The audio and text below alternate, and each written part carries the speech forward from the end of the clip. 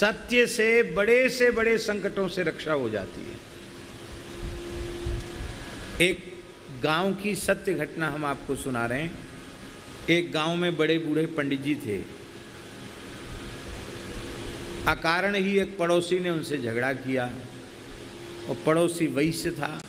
उसकी लड़की ने वो कपड़ा नापने का जो लोहे का गज होता है ना, गज कपड़ा नापने का, उस गज से पंडित जी के ऊपर प्रहार कर दिया। तो उनके मत्थे में यहाँ से लेके यहाँ तक चोट आ गई और घाव हो गया, रक्त बहने लग गया।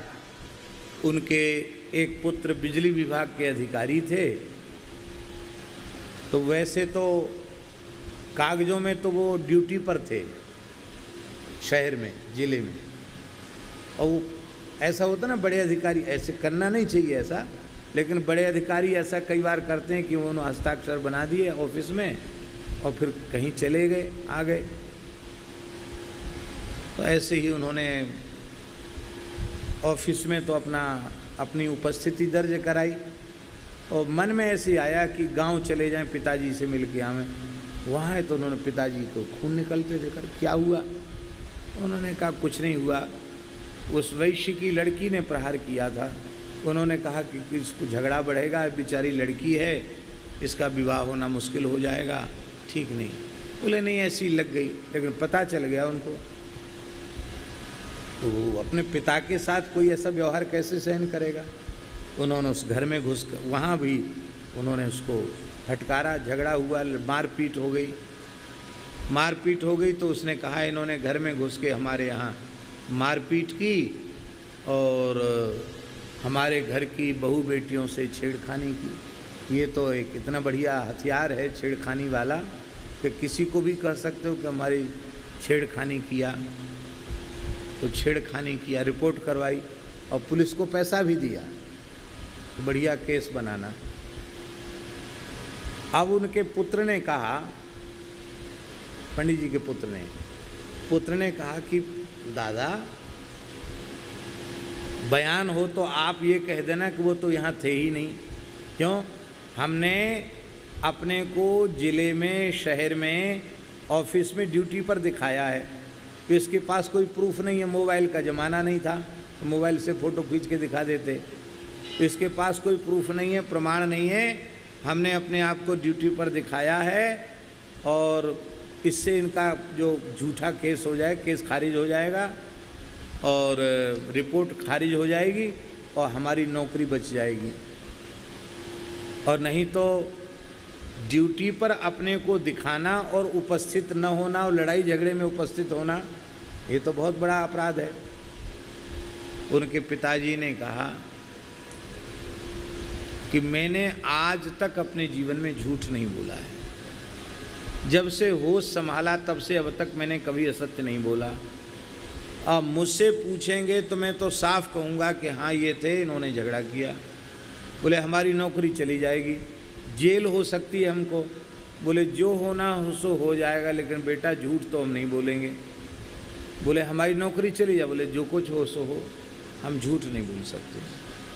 मना कर दिया। नहीं, ऐसे अवसर पर लोग कहते भैया सही बात है, नौकरी तो बचाना चाहिए। और रिपोर्ट हो गई। अब गए जज के सामने पहुंचे। अब पंडित जी बूढ़े थे तो हाथ उनका कांपता था। कोई बात, कोई कागज पे हस्ताक्षर करना थे तो कलम हाथ में दिया तो कलम हाथ से नीचे गिर गई। फिर उठाई, फिर हाथ से नीचे कलम गिर गई। ऐसे हाथ कांप रहा था उनका। उस जज का माथा ठनका।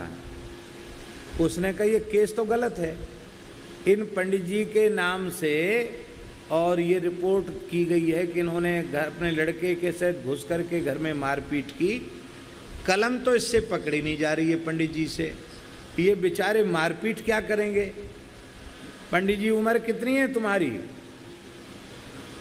तो उन्होंने कहा 90 में 2-3 साल कम है, 90 में 2-3 बरस कम है। वो जज इतना सज्जन था, उसने कहा पंडित जी प्रणाम, आप पधारो। वो कागज फाड़ के फेंक दिया उसने।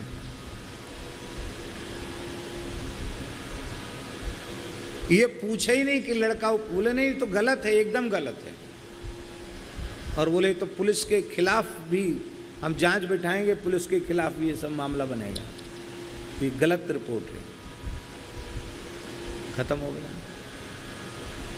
तो उन पंडित जी ने बताया कि झूठ बोलते तो फिर पकड़े जाते, जाने क्या क्या होता। सत्य के सहारे सब कुछ बच गया। सत्य में बहुत बड़ा बल है। झूठ बोलने वाला व्यक्ति भी मैं झूठ बोल रहा हूं इसलिए मेरा काम कर दो, ऐसा कोई प्रमाणित नहीं करता। झूठा व्यक्ति भी अपने झूठ को सत्य के रूप में प्रस्तुत करके काम बनाता है। तो झूठ ने काम बनाया कि सत्य ने काम बनाया, बताइए आप। हम झूठा व्यवहार कर रहे हैं ऐसा कह के तो कोई काम नहीं बनाता अपना। झूठ को ही सत्य के रूप में प्रस्तुत करके अपना काम बनाता है।